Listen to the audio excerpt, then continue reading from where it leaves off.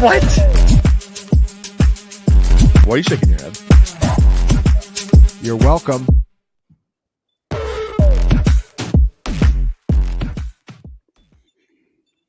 It is once again time for the CFF All Access Show. Eric Froton, Mike Bainbridge, and Josh Chevalier here.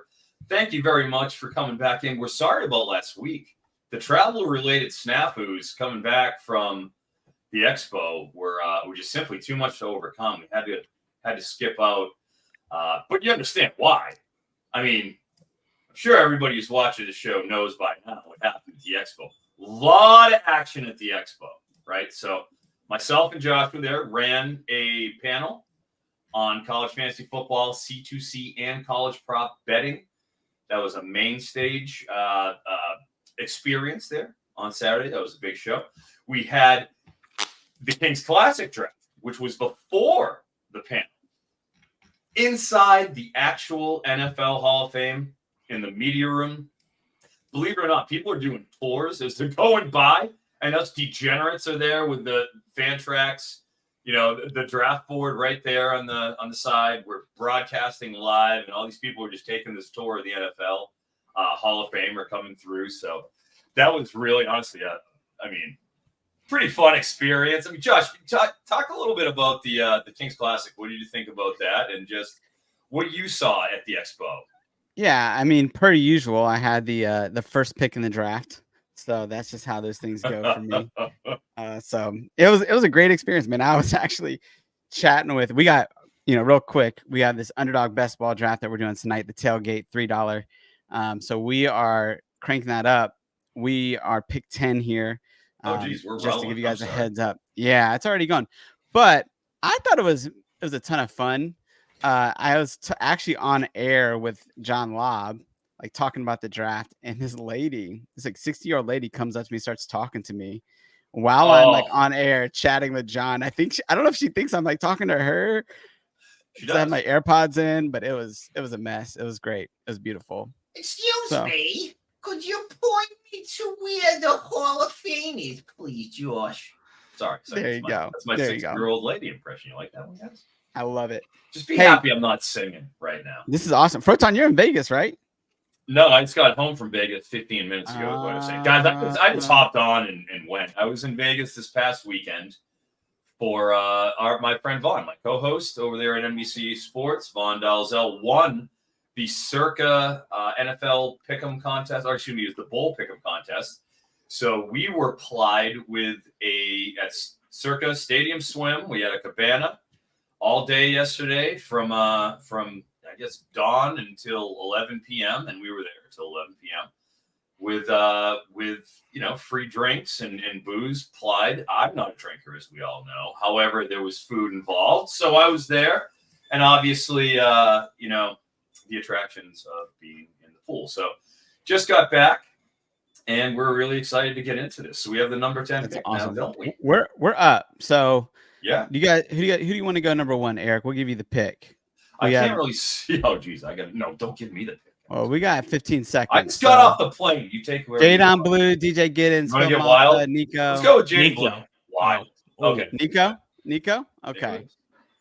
We'll give you the next pick here. You already have enough Jaydon Blue shares, don't you, Josh? Josh is holding the hammer heading into the season in the Champion Series best ball because he got all the Jaydon Blues. How many shares do you have? Oh, geez. I mean, he's my most drafted player. Him and Nick Singleton. So one of those was a good pick. And now Katron Allen's going to die, and you're going to win. Yeah, that's what's going to happen because that's how these things work. It seems. Yeah. What do you want to go here? You want to go running back, Froton? We got. We just went Nico. Yeah. Well, Jaydon Blue's going to be there. Blue's still there. Great, Josh. Come on, talk to us about Jaydon Blue, please. Educate the mess.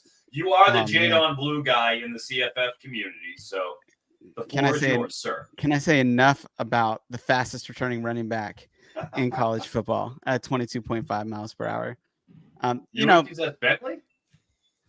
He's Bentley hit 20. They're right there. I don't think Bentley's been on the field for a couple years. So I'm just kidding. You're right. Yeah. When you did real analytics caught him 110. Yeah, you know it. You got it. Yeah, good stuff.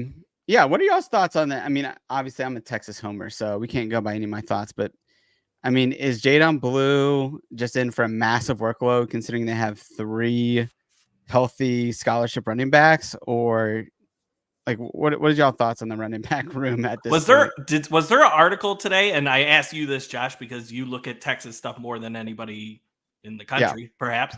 Are they looking at transfers potentially? I thought I saw that. But Yeah, who's out there still? Eric Henry, the 247 beat writer for Texas, he talked about them looking at the transfer portal, but he thinks that maybe they'll go internal and have like a position switch of some sort. Maybe do something where they move like a Colin Page, kind of a guy that's a hard worker just to get some filler. But he doesn't think they'll go transfer portal right away.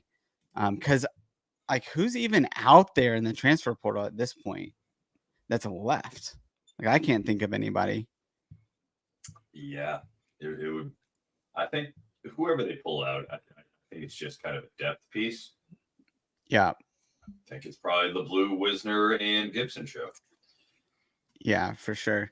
Gibson. Yeah, I mean, I do like, Blue is now up to 207 pounds, so at least he's a little bit bigger. That's what Brooks played at last year during the season. Bainbridge and I went, we saw, what was it, for years that Sarkisian had a running back that was at least like 218 pounds. But he kind of bucked that a little bit last year with Brooks, and now he's going to have to with Blue. So it's a good pick. I got 2 good picks here and 2 bad picks. Ott and Arnold. Fine. Yep. Okay. I mean, I get it. King and Edwards. Yikes. Mike, will you defend Donovan Edwards for me, please? You're the Michigan guy. Yeah. I mean, what is the case for Donovan Edwards? The case is he's in a better headspace this year. Injuries that's the case? Yes. And so he looked much improved in the spring. For whatever you can take out of a spring game, his vision did look a little bit improved. He's not running into blockers like he did in the national championship, albeit ended up in a 60-yard touchdown. But I think that's sort of stuff. He's always got the physical attributes, right? It's just maybe some of the the secondary stuff that comes with being a college football running back. I think he'll be improved at this year. So, I mean, they're going to run the ball 65% of the time, right? With Alex Orji, who's 80% probably going to win the job, I would say at this point. So he'll be productive just based on how much they run the ball by itself. But you're a Mullins guy too. I know you like Mullins. I mean, Josh is up. It doesn't matter. I'm a Michigan guy, so I'll root for both. Yes, you are. Damian Martinez still here at 310. Yeah, let's go. Damn nice. Yeah, we'll go Damian. It's a great deal. It's going to start falling now after the running back cliff. Yeah, kind of sit tight and wait for that 8, 9, 10 where we get our favorite slip guys who slip. Yeah. So who's next here, Froton? Are we going? Is Trey Wilson? I mean, he's kind of top of our rankings, not top ADP necessarily. I will say I've been a little, Trey Harris still there? Oh, I'm still there. Trey Harris is still there. Bernard, he's gone. Oh, there goes Trey Harris. Yeah, I do like Bernard. Yeah, I do. I mean, I can't see him not going crazy in Bama. I'm fine with either of those two. If they get back to us, I mean, we'll see. Oh yeah, 2 picks, so one of them will. Do you have a preference on Io or Bernard? I feel like Io's safer. I mean, well, he just went, so let's go Bernard. I mean, talk a little bit. Why do you think Bernard is so safe? I mean, I'm with you on that, but what's your take on that? The increase in passing volume, I think that we're perceiving the Alabama receivers are going to still be getting the same 24 passes per game volume that they got last year under the, almost Derrick Henry-esque throwback offense that Tommy Reese and Saban were running last year. I mean, that was 8th. They threw the 8th fewest passes in the FBS on a per game basis. So you bring in Kalen DeBoer, and I mean, you're going to sit here and tell me that what we've seen from Fresno State, from Washington 38, 39, let's say almost 39 passes a game last year. I mean, sure. Fine. You don't want to go and throw 39. Let's not project him out for full metal year 5 Michael Penix sort of a workload for Milrow. but I think 30 to 32 is entirely, like, if not reasonable. I mean, you set an over-under on 30 in terms of pass attempts. I'm going to go over. Yeah. So that's how I feel about it. And if he's just at 30, 6 more games, ample opportunity for Bernard with Bond being out. You hear a lot about Ryan Williams, but he still is a true freshman who reclassified 17 years old, put on 10 pounds in the offseason. But I do think that great spring game, everything kind of adds up for Jeremy Bernard being the guy. And, I think it'll be a situation where if down the board you want to sort of handcuff the room, if we have 8, 9, depending on what our build is, you toss another a Law or a Ryan Williams, who really hasn't been touched much in this. Yeah. And you can kind of make sure it's like, all right, you're going to get a prolific offense. So you're going to get both of them. But I think Bernard's on the favorite for the one. Yeah, that's good. What is your take, as you kind of read reports and stuff like that, Mike, what is your take on Bernard? Do you still think he's the surefire wide receiver 1? Yeah, I think so. I mean, I don't think you can depend on Ryan Williams being the wide receiver 1 at 165, 170 pounds, whatever he's at right now. So he's built 175, said he put on 10 pounds. And I don't think you can depend on that, like assuming the wide receiver 1 out of the gates. And it's, Kendrick Law was kind of getting that pub at the start of camp, but I feel like that's kind of quieted down since, and it's been a little bit more Ryan Williams since. Still, he made the freaks list though, and it does need to be said. But you're right, and we didn't see Law do anything outside manufactured touches all last season. He only got like 70 touches. It was all game plan, so we don't know what that downfield ability looks like. We're up real quick. What do you guys want to do ADP wise? We got Carson Beck, Will Howard, Jaden Higgins, Colin Lacey, Basil Tootin. Written. What's the build again? We got 2. I mean, I'm thinking wide receiver, maybe. Wide receiver, Higgins. Yeah. Higgins, right. And I'm gonna go Tootin, and we'll come back with Higgins. Sorry. Oh, sure. Sounds good. I got caught up in the. I thought you took Colin Lacey for a second there. My heart skipped a beat. I was like, "What are you doing?"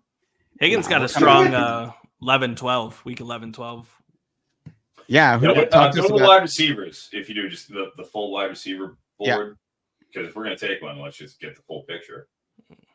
All right. We got Higgins, Williams, Owens. Malachi Fields. I think he's probably a little underrated at 75 compared to Higgins. I feel like Fields and Higgins are pretty close. Like that's a 15 ADP difference or 14. Yeah. Who's throwing them the football? Yeah. Boy, Coheed and Calandria. Hopefully. He's not going with Calandria. It's going to be. No, it's going to be firing that musket. Did you the see Revolutionary War, 1 if by land, 2 if by sea? Yeah.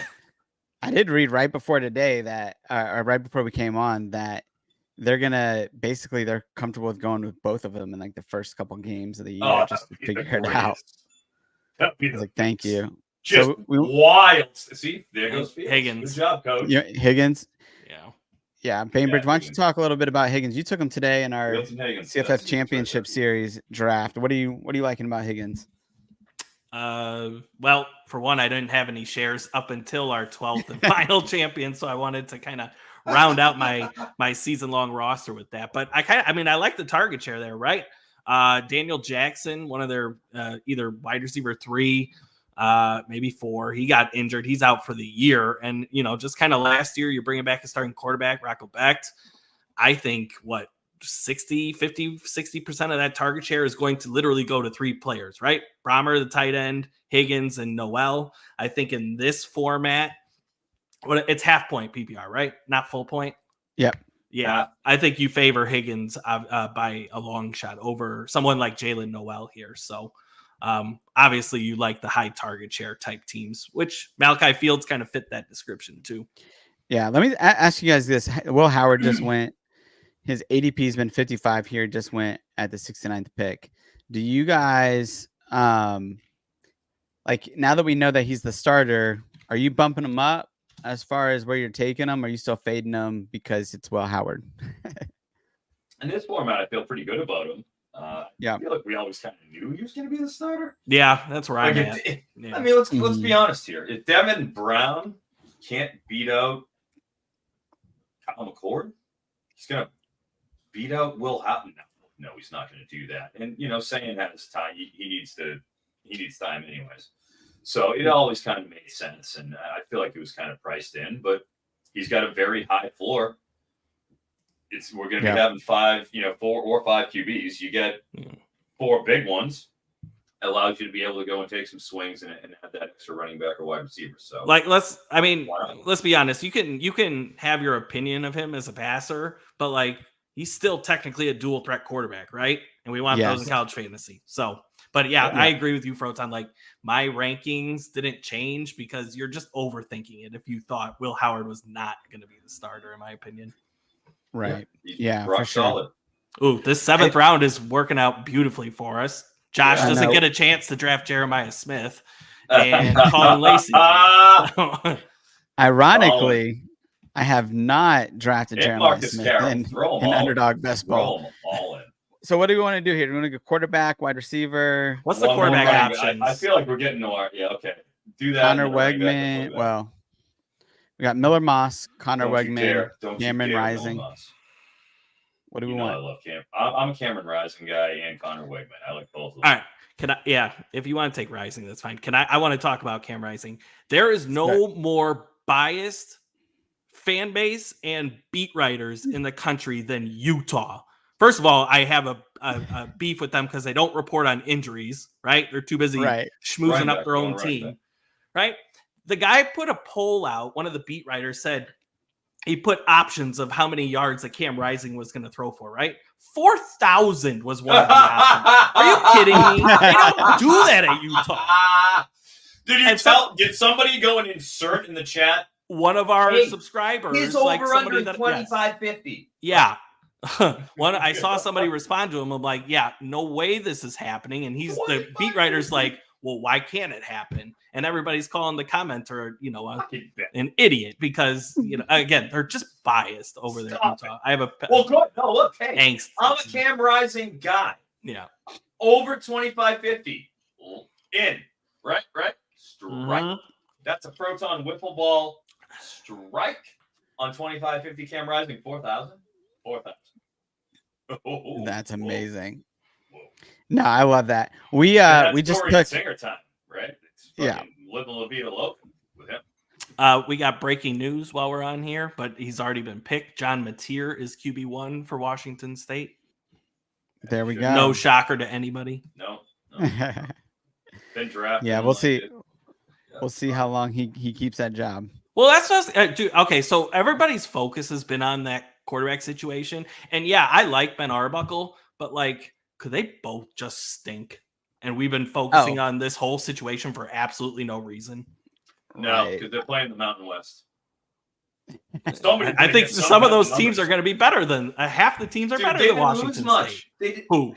Washington State? Team that didn't turn over. Yeah, Oregon State, fine. Washington State, they kept the whole staff. They didn't turn over much. It's the same team.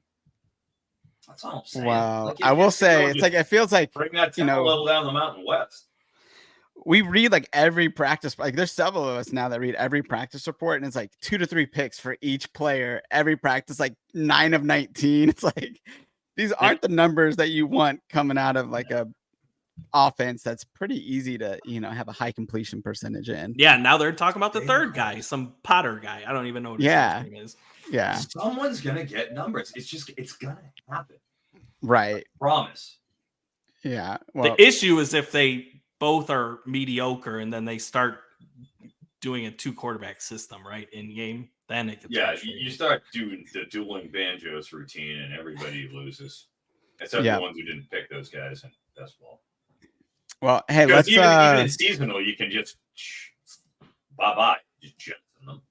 But we got our pick coming up here in 5 picks. I think we have 2 QBs, 3 running backs, 3 wide receivers. We want to go back to Caleb Jackson if he's available. How many? What is our build right now? I don't even know what we have. We got 2 QBs, 3 running backs, and 3 wide receivers.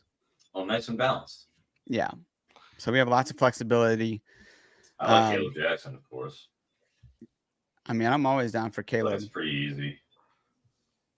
Well, let's see what else we got. Shuck has the beautiful schedule in terms of bye weeks. You want to go QB3 here in the 9th round? Dude, these guys Really? dry up super quick. All right, ETR, bro. All right.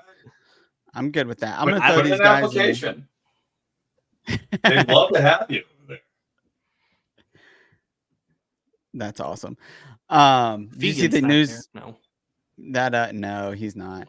Montrell Johnson looks like he's going to be cleared for week 1. Trending in that direction, which is good. Caleb Jackson.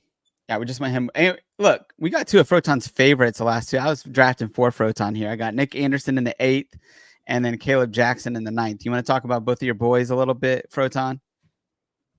Yeah, I suppose that is forced by me. Yeah, well, I guess we'll start with Nick Anderson. Deion Burks, a lot of pub, had a great spring game, very fast, led the nation in drops last year. Heard he had a couple in over in camp. Guess what the fastest way to get you jettisoned down the depth chart is? Oh, it's running really fast and then dropping the ball. Deion Burks, very good at that. That's something that, like, you didn't hear that refrain about Deion Burks all offseason. It was all gas, no brakes for Mr. Deion Burks. So the counterpoint is Nick Anderson, which, let's not forget, he was the starting X last year, had 10 touchdown receptions, and now we're on the clock. Yeah, what do you guys? I guess wide receiver, QB. I don't really see any QBs I like. We got like Wells. You want to go Wells? He's in a black jersey, aka not practicing. Still. Yeah. All right, we're gonna go Brazel. Then that's been your boy. You have been a Brazel guy. Pair him with Nico. Yeah, there we go. Paired him with Nico. Yeah, well, I think Brazel. I mean, the thing I like about Brazel is he's so tall, and he can hit those deep routes really well. They love to do that offense, but also, man, he's a guy that can get some red zone targets and seems to have some enough flexibility to really be able to run some good routes around the goal line. And so I think I like that high floor, high ceiling potential of Brazel. We'll see what happens with Brew McCoy, obviously, but McCoy is like Kalani or Baxter. I mean, there's these players that just get injured every year. They get nicked up, and so it's like McCoy is going to eventually get nicked up, and I think Brazel will be the top outside wide receiver there. And then with I didn't even finish up with Caleb Jackson, but yeah, with Caleb Jackson, go ahead. Comes in at 240. He's running like the wind out there. Obviously, if you watching his tape, in the time that he got to spend on the field, he was electric for that spell. I feel like you see the acceleration and it's there for his size. I feel like it's not something you see all the time. So having that rare acceleration and size, and just hearing all this great stuff out of camp, I feel like Josh Williams is just nominal in terms of his RB1's A status. It is a clear, all right, he was there and he's been there forever, and that's how it is. But you can't in the 9th round look past a guy like the talent level of Caleb Jackson, in my opinion. Don't put Roman Hemby in the queue, please. You're good, man. You're good. We got enough running backs. What are you talking about? You don't like that completely rebuilt offensive line with 21 starts returning for Maryland, losing Delmar Glaze at left tackle? Yeah. Trouble on the line this year. And the quarterback. Do we want to go tight end here? We got Jolly, Haas, Mason Taylor. I'm Mason Taylor. I'm thinking Hoover. Okay. We only have 2 quarterbacks, I'm good with right? Hoover. Yeah, Hoover's I'm good with great Hoover deal, for sure. obviously. Oh, yeah. we only have 2? Definitely. Yeah. He's been the QB deal of this whole pretty much underdog season. Just underappreciated. And he runs a little. Yeah. He's opportunistic. We could grab him here and then grab maybe Sorsby in a round or 2 as well. Round out our QBs there. Boom. There he is. Yeah. Hoover, ready to go. Oh, yeah. Nico, rising Hoover. For reasonable investments. Well, I mean, we did take Nico for Euro. What are you guys doing with Savion Williams right now? Yeah. Waiting until the later rounds and take they spread it around so much last year. And I mean, it's essentially the same group, right? Yeah. Minus 1 or 2 pieces with Eric McAllister coming in. So probably spread it around again. But I think at this point, it's probably established, right? Savion Williams, wide receiver 1.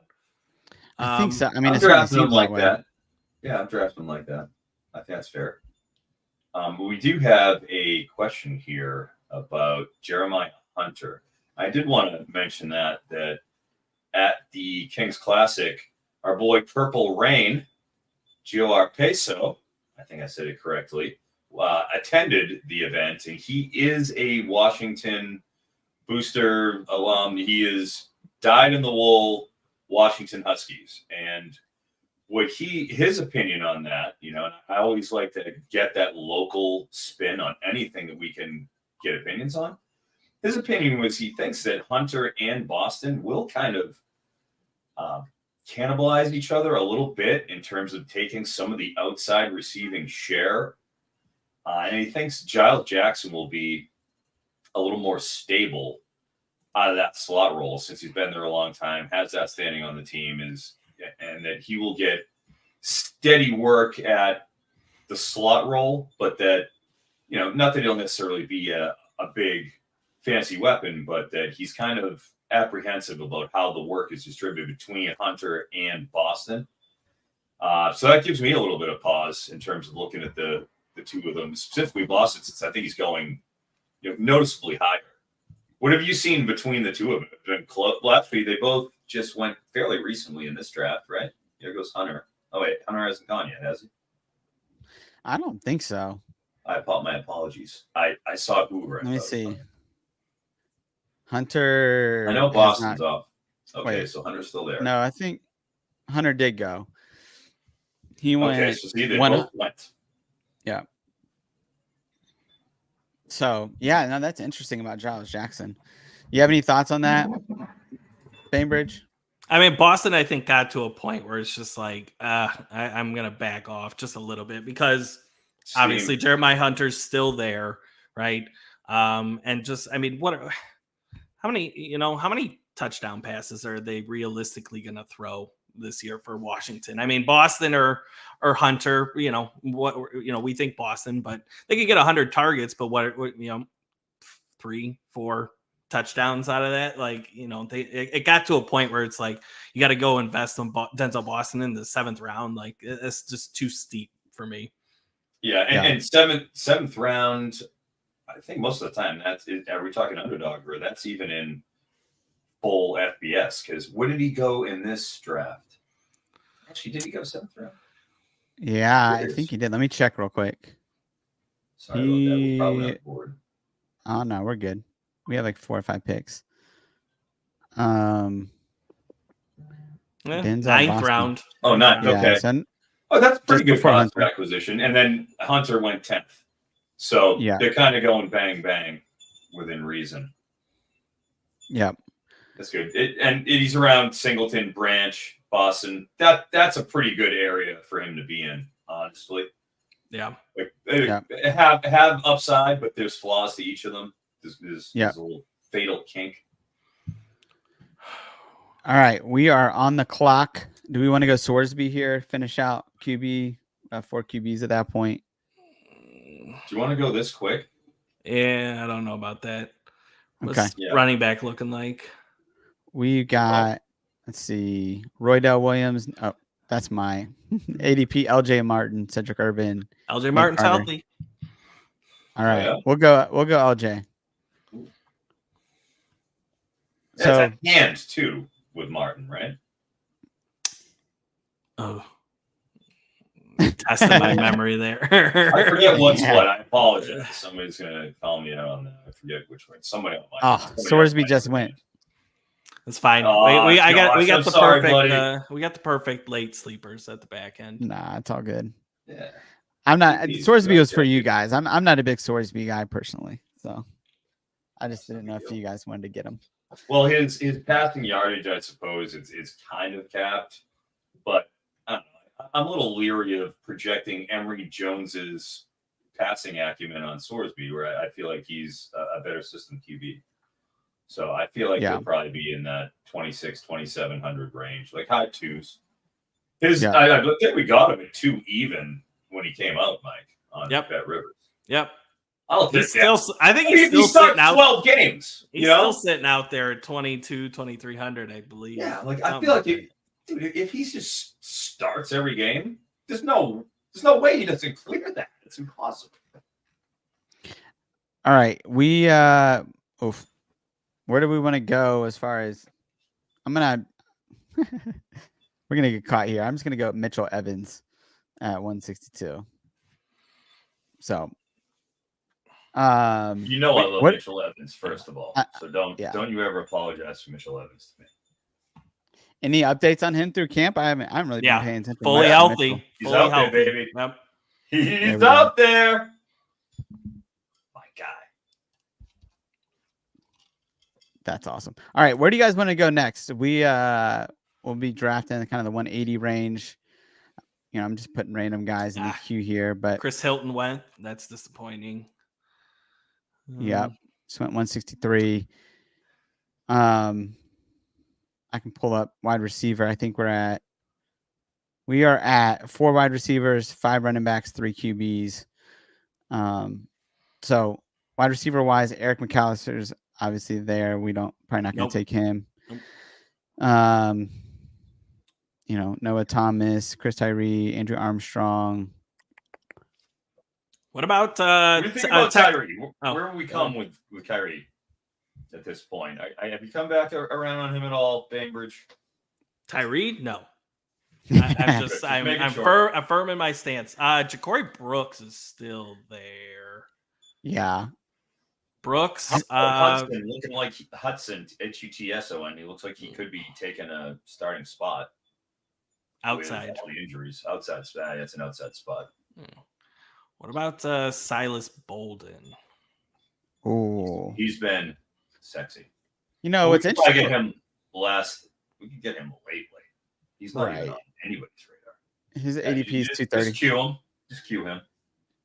Interesting about Bolden too, or just in general with UT. They just did like a top 22 like best players for 247 with UT, and Bolden, Golden, and Bond made the list. Bolden was above Bond, who I think Bond was like maybe 8 or 7, and then Bolden was number 7, I believe. And I just found that to be super interesting. I mean, based on reports, I'm still seeing that Cook, Moore, and Bond will be the starters, but to have Bolden as your top wide receiver in that list was pretty interesting. I mean, obviously we know he's dynamic. So Did you say that the list had Golden and Bolden ahead of Cook and Moore, but you're saying that Cook and Moore are still projected starters? Yes, and the guy that wrote the top 22 players is the same guy that wrote a Q&A today that said that Cook and Moore were going to be starters. So I don't know what the heck all of that means. It kind of makes sense because when you said that, aren't Bolden and Golden, aren't they both slot receivers, right? Golden's on the outside, but Okay. Bolden and Moore, Moore went inside. Maybe Golden is inside now. I know Moore's been playing on the outside a little bit. I don't know if they're just cross-training. They switch those guys around so much. Yeah. Do we want to go? Looks like Brooks just went. We want to go Bolden here. Blake Shapen's around ADP. Run Bolden. Yeah, let's do it. I'm intrigued by him. I think he's a type in this format, right, where he could have some massive hit games. Yep. I mean, his name's been all over camp. He did play some outside, believe it or not. Oregon State, they moved him everywhere. It's just you had DJU throwing to him, and it was a run-based offense. Yeah, with a giant offensive line too. They had Fuaga there. He's number 10 pick there, the Jets, and he's like 360 pounds on the right side. They're just mauling people with Damian Martinez. Is there a QB that you guys like here? Who do you guys want to go? We got 3 picks, so we're up. Orgy. Of course. Who? I was being sarcastic. Throw Orgy in the queue, though. Okay. He's got a week 12 bye, I think, and Hoover does too. But like I said, Orgy's likely going to win that starting job at this point. And yeah, you might as well go with That's Orgy. Jalen Milroe light. So okay. Well, let's go We'll go orgy here because we're not going to get them if we wait. No. Sure. Yeah. I think there's And people we're listening. around 16. We only got 4 more rounds, so Yeah. might as well just get them out. Do we? Yeah, we got right now. Quick update on us. We got Shane. 4 QBs, My bad. 4 QBs, 5 running backs, 5 wide receivers, and 2 tight ends. So that's where we're at. Go ahead, Shane. Shane was asking about the wide receiver and McBride spot. They just released their depth chart today, and we had the 2 insides, or what we expected. Obviously Ashlock and Nigishaya. I don't know. I don't know how it goes. But then on the outside, if I'm not mistaken, maybe you guys can pull it up. It's Perry, Alex Perry, and Perry then, was the unexpected one, and then to be honest, in my opinion, the unexpected one's Pinoque. you think Jonah Pinoque? Yeah. Alex Perry was running with the starters last year, so I didn't feel like that's much of a surprise. Pinoque is just oft injured, 27-year-old that needs to find we had a couple job big games when he was in college. there. Yeah. We've seen Pinoque. I don't know. But, all right, that's fair enough. But there it is. Those are 2 outside. Obviously the inside seems to be more preferable. And I mean, let's be honest. Stephen McBride wasn't on the depth chart, but that doesn't mean he's not going to be available week 1, week 2, what have you. Yeah, it could mean he's suspended for week 1. Yeah, he'll show up on the depth chart and for the he week. should be. Yeah. I think that's pretty reasonable. What do you guys want to do here? I'm throwing some running backs and wide receivers in the queue. Jeez, there's so many good wide receivers. The later you get, there's always wideouts. Right, guys. I've been liking late. I think we're pretty. What'd you say? I like Noah Thomas. I like Samuel Brown's a good shot at Miami, even though I do like Jacoby George. But who am I to say? I don't know. That's a classic power 3 situation. Any of those 3 guys could pop. And they've been featuring Sam Brown a lot in scrimmages. I mean, he had massive scrimmage 1, but could have been because he's a new wide receiver there. We'll go Sam Brown here.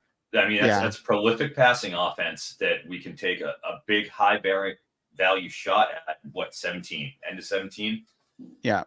I feel like we're priced in with that. That's a good pick. We do need a quarterback that does not have a week 12 bye here. Ouch. Because then we're relying on just Nico and Rising. Oh, yeah, good call. So I hope our tight end buys are in line because we're going to be in trouble with 5 QBs. We can't go 3 here. We got we're up here. We'll look at that in a minute. Do we want to go Vandergriff is here? He's got Hudson a pretty Card. easy... Hudson Card's got 3 and 9. Yeah. I'd say Hudson Card. Yep. Okay. Good high floor guy. Runs a little. Kay is a big Hudson Card guy. So come on. Yeah. Want to give love to Kay?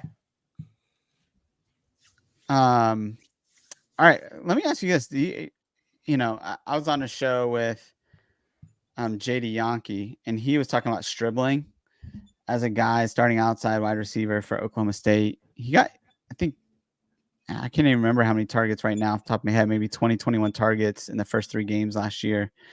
Is he a guy that you guys are interested in late at all in drafts, or just kind of fading him completely? Yeah, late. I would say very late. I mean, you're depending on an injury there, right? I think you need Rashad Owens or Brendan Presley to get injured for him to have real value. That's just my opinion, right? I don't think you're throwing for 4,000 plus maybe with Alan Bowman. Right. So that's just my opinion. I think it's a good dart throw late, right? You get an injury and then it's the top 2 are going to have the huge target share because they're not at all throwing to the tight end, right?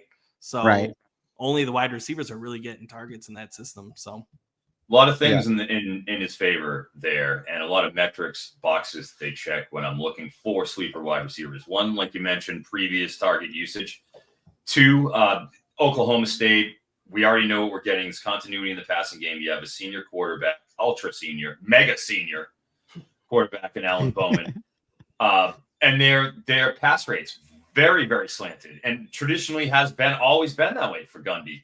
6th highest passing rate on passing downs, standard downs, 25th highest passing rate, 36th in adjusted pace. And then when it comes to those two guys, when it comes to dribbling, another very important factor that I control out for, 45% of their completions last year, Oklahoma State went to outside receivers. That was the 18th most in the country. So with all that distribution going there, with that focus on the outside, like it makes sense from a power 3 landscape to take shots on somebody there, because, hey, who says, do we know it's going to be Stribling or Owens? We really don't. If he takes that spot, he's going to eat. You know, it's funny because I know exactly why JD was selecting or touting Stribling too. I remember from DFS article write-ups last year, right? Remember Leon Johnson? He was that third wide receiver, or he was opposite Owens. Like that target share between those three, nobody else was catching passes from Oklahoma State. Not anybody. So makes sense with Stribling. Yeah, for sure. I just took Noah Rogers there. My own little homer pick there. There you go. I like him as a guy that, I mean, the beat writers there at North Carolina State have said that he's potentially the most talented guy in that offense. Now, obviously, Casey Concepcion's got something to say about that, but we've seen Dontavian Wicks do well in this system. Last round, do we want to go running back or? We only got 5 running. Yeah, running back. Yep. Do we want to go Robinson, Roderick? I have a pick if nobody's. Go ahead, go do it. Yeah, Claiborne. Okay, let's do it. He's up there. Yep. I know. In terms of all those guys, look, at least he's the one who's going to get the work. I know and they'll be better than last year. They sucked, and they were so bad. The entire offense collapsed last season. It won't happen again. No. We know the system here. Running back 1 averages 700-800 yards per season, right? But you literally read every single report coming out of Wake Forest. Obviously, they're focused on the quarterback competition for the wrong reasons, right? But every single report is saying Damon Claiborne is the guy, right? The guy in that backfield. And let's be honest. Yeah, we talk about system, but they had a one-off with Kenneth Walker. And, not saying that Claiborne is Kenneth Walker, but sometimes the system isn't always, come to fruition, I guess you could say, right?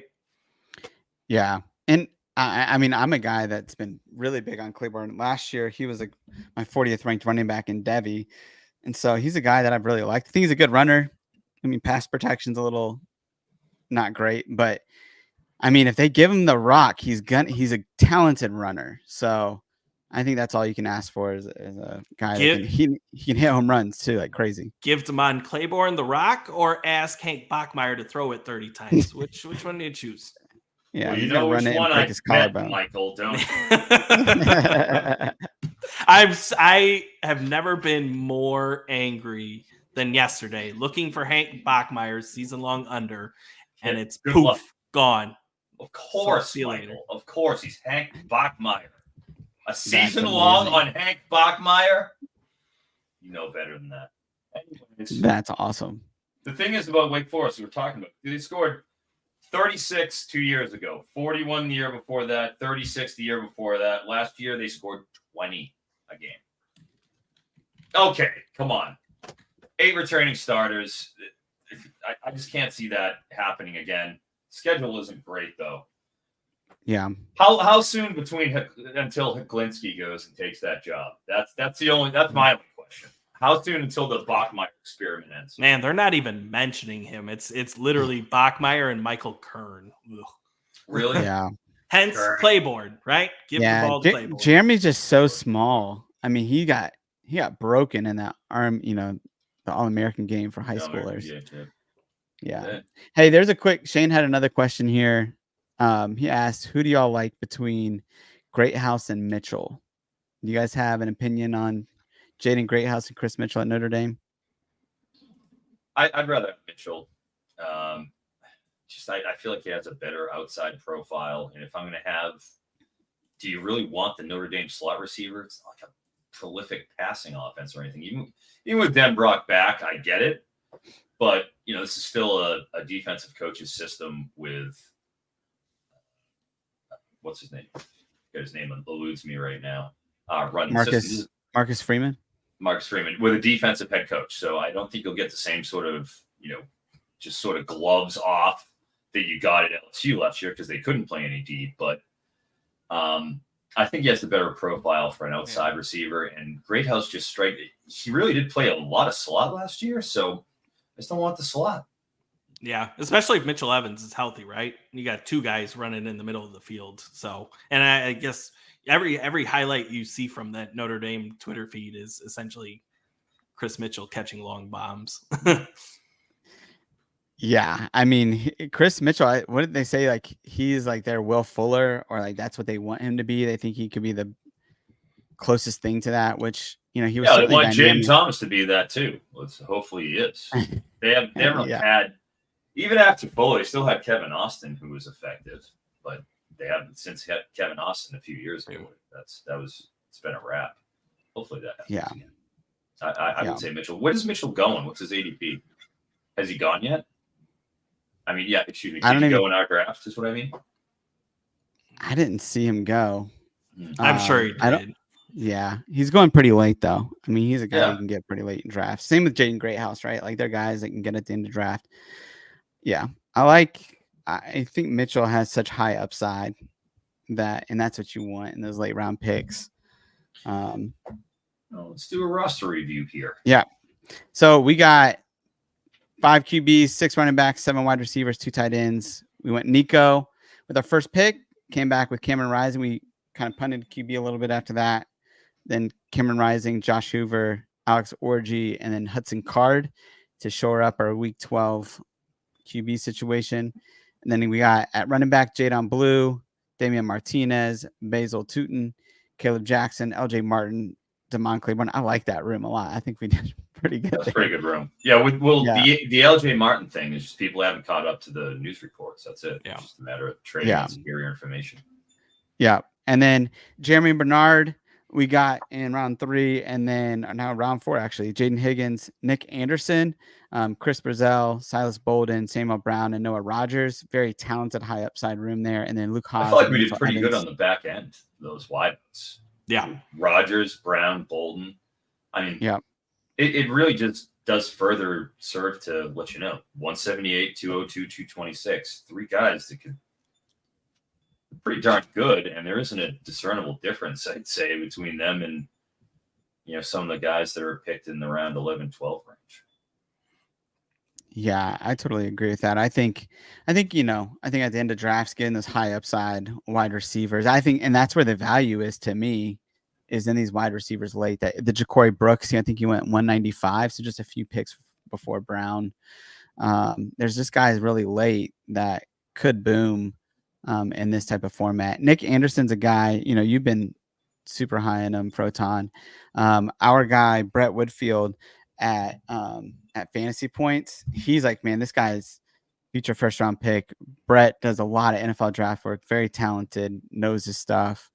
Brandon Lejeune from the Debbie Dashboard with podcast. He's on YouTube, excellent YouTube channel, does it with my friend Jason DiRienzo. Those guys are big Great on guy. him as well. They're big Nick Anderson guys, and I feel like we're the Nick Anderson guys in this world, so we got to stick together. But I do think he fits an outside X profile that he could do that in the NFL, at least be a wide receiver 2. Maybe doesn't have that dominant wide receiver 1 NFL profile. I do think there's a world where his ability to work the sideline and his clean breaks, he's a good route runner. Yeah, I think that shows up a little bit this year. And while Burks does have the big jets, I don't know if he's as complete as Anderson is, but we'll find out. We'll see how it goes. Yeah, I do like too that we attacked outside wide receivers quite a bit in a half PPR format, where it's just going to matter more to get those touchdowns. And I think all of these guys kind of fit that profile, except Silas Bolden. But he's another guy could get you 4 catches for 125 yards and 2 touchdowns in a few weeks, right? He's not going to probably do that regularly, but You could totally see him do that. Mike, thoughts on our roster overall? Yeah, we got to make sure those tight. Actually, I should have been looking at that while we. They were good. I looked. Yeah. Okay, cool. Yeah, I don't know. I love actually our tight ends, but I usually am punting a little bit longer with the tight ends in this format just because, like, I've gotten Cole Taylor, who I've got as a top 20 tight end, like in the 19th or 20th round. Like, that's an absolute steal. Plus, he's got good bye weeks too. So, like, I've been going later than this, but like, Luke Haas healthy is top 5 tight end in the country, and then obviously, like, there's tons of videos out there with Mitchell Evans. Just the beat writers are chatting about him that he is looking fully healthy at this point, which again can end up as a top 5 tight end. So I typically punt a little further than we did, but I mean, we got 2 top tier tight ends there. That was the casualty of 3 of us drafting together and my freak out moment.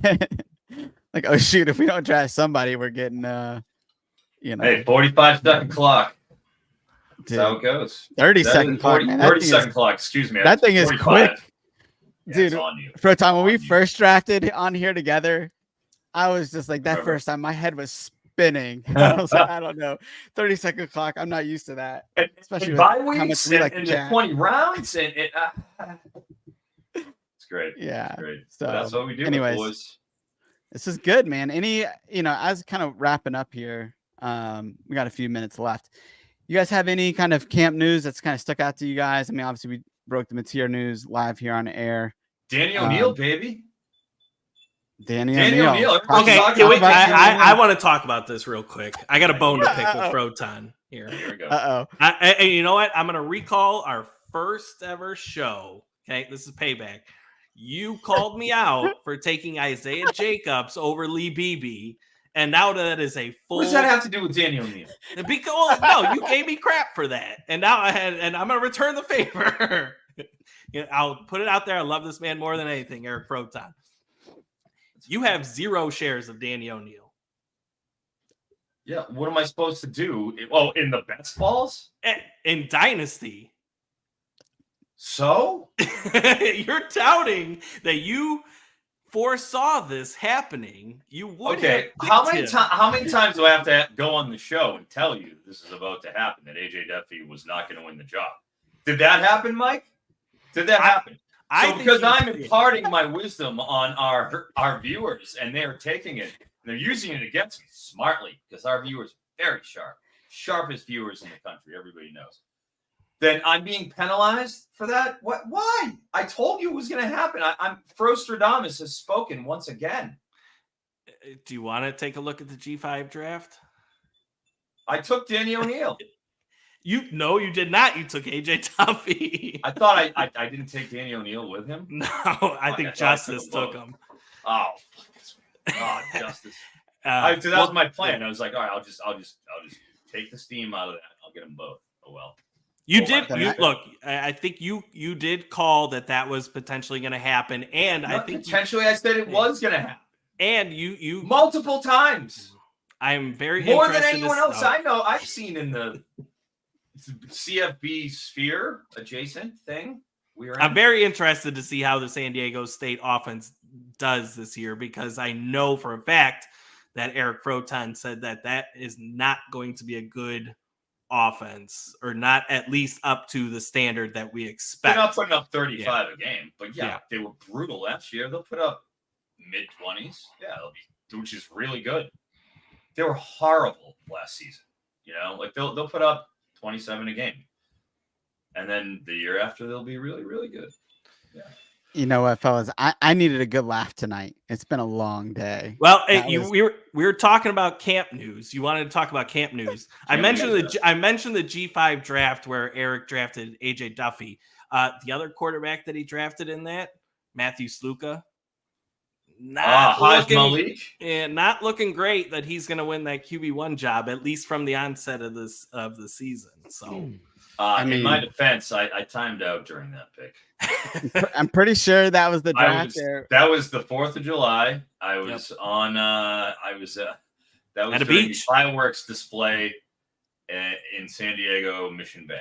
So that's why that one happened. I will eat AJ Duffy But yeah, fine. Let's look at it. That's how it goes. Did we draft Washington State with that? Were they G5 with us in that one? G5. Is that the one I got mid-tier? Yes. But then I also pulled off the brilliant Malachi Nelson pick, I think, in the 3rd round. Dude, we've So all look, had a man. lot of Malachi Nelson mistakes, all right? I mean, geez, what are we going to do? He was a great deal in like the early 20s for a long time. Yeah. So I think Mad Dog. in that draft, Mad Dog. I think I got Giovanni McCoy, who's not going to win the job at Oregon State. I got Dexter Williams, who's probably going to be the quarterback 3 at Georgia Southern. I got Zevi Eckhouse, who is now the backup. There's somebody else. Yeah, we're drawing dead, Mike. Welcome to my G5 only pain. Jeez. Oh, Max man. Brown, QB1, Charlotte. Yeah, he's looking good. Finally, that's a hot commodity in the G5 league. Yeah, gosh, That's Luke amazing. and Justice are gonna kill us. They're just too dialed in on that stuff. But Yeah, those dudes are insane. The amount of nuggets that we got from Luke over the Expo weekend was just crazy. oh yeah, he's just dropping dimes. Luke also a giant human. Huge. He's Former like offensive 6'7". tackle. Yeah, former offensive tackle, like former D3 pitcher. Like, dude, I wouldn't want to have Luke Probasco bearing down on me. Dude, Or- Luke was a highlight of the trip, man. That kid, The house. he was Sweetheart awesome. of a guy. At Yeah. 6'7", obviously. Luke's Yeah. great. And was great on the panel too. Yeah, Great on the panel, just like you were, Josh. he did a great job. Any other news that you guys found over the weekend? Yeah, I had Interesting? I had a 100% whiff rate in Canton at the Expo. I said You know what whiff rate is? Man? this past weekend. It means 100% whiff rate, not strikeout rate, whiff rate. That means nobody touched a ball when I went live. That's what it was. Any other camp news you want to give us, Mike? Well, I think since Underdog was a P5, P4 centric topic, does not look like Bird Emanuel is going to win the Central Michigan job. No shocker you to called us. That one. No shocker to us. Right. I did like Akron. There Stole was threat QB. at Akron. There was actually they posted some pictures from a recent scrimmage. Alex Adams, who've been getting after round 25. You've drafted a lot of them. Full pads, looks healthy. And then Adrian Norton caught multiple touchdown passes in the scrimmage, I believe. So that's a guy, rising sophomore, could get a high target share there with Alex Adams. Those are kind of a couple Maction nuggets that I found over the weekend. Could be helpful in your all 134 team drafts. That's Or the awesome. waiver wire. Yep, or the waiver wire. Love that. Yeah, I don't have anything else. I mean, I think a lot of the news we talked about I think the Silas Bolden stuff. I mean, just again, there's interesting nuggets you pick up from reading beat writers where they have him as the highest ranked wide receiver, even though he might not start at the beginning of the season. I think that's interesting nuggets, but I don't have much other than that. I mean, I think, look, we got injury news is always happening, which is a bummer. And hate that this close to the season where I'm just ready to get into the season. Let's do rankings, projections. Yep. Let's get this party started.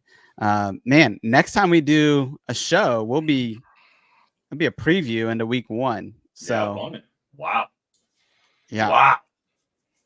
So we're coming super excited for the season to start. And we'll see what's going on. Shane is asking if we're going to need DraftKings slates. I think, here, Shane, we're going to keep it mainly CFF and try to focus on season-long leagues and give you guys record the information there. on Mondays, so it's hard to we won't have any slates out. They usually don't drop until Wednesday, Thursday, I believe. Yeah. What do you guys have to promote? I will be doing my Big Ten previews, team by team preview with my over/under analysis. I'll be dropping those 4 columns over the course of the next 2 weeks. Probably drop one in the next 2 days, drop one at the end of the week, and then so on and so forth. Just dropped my tight ends historical analysis and positional primer column. A lot of in-depth numbers and data to parse through with that. Put a lot of time into it. That's always a lot of fun. Going into that, I'll talk about the oft-discussed wide rate corollary that we get into, and how you can kind of find some potential sleepers at the tight end position here in CFF. Mike? Week 0 projections are out at the CFF site. If you want to dive into that, already found some edges on the underdog prop releases. Have you seen that, Eric? Preston Stone down to like 266. Yeah. I had seen that. Well, I mean, the 35.5 pass attempts was just flagrant. That actually started off at 34.5, went up 35.5. Yeah. And then it's finally down. I was like, who's betting that up on 34.5 pass attempts against Nevada? Somebody that blessed soul. Somebody that did not see Kevin Jennings get announced as a team captain for SMU. What's going on here? Who's betting that right up? now? But yeah, week 0 projections are out. We're obviously posting news on the CFF site Discord. So much of the same that you can expect from the CFF site. Yeah, that's awesome. And both these guys will be writing over at Fantasy Points during the season. Froton will have some betting stuff, and then Mike coming back and doing player props. So super excited about that. We also have a special deal with Underdog that if you guys sign up, you get 50% matching with them up to $250. And then also you get $55 off the college football subscription at Fantasy Points, which basically makes it free because the amount of money that you'll make back on Mike and Froton's articles will make the entire package totally worth it. But we also got, projections. We're going to be doing ownership projections as well this year, at least for the main slate to start off. And if we can get it down, then we'll do it for all of them. And it'll be a really good opportunity there as well. And then we have CFF projections and rankings as well for you guys on our site and in our package. So, hey, next week we'll be back here, same time, previewing the season. And until next time, do small things with great love. What? Why are you shaking your head? You're welcome.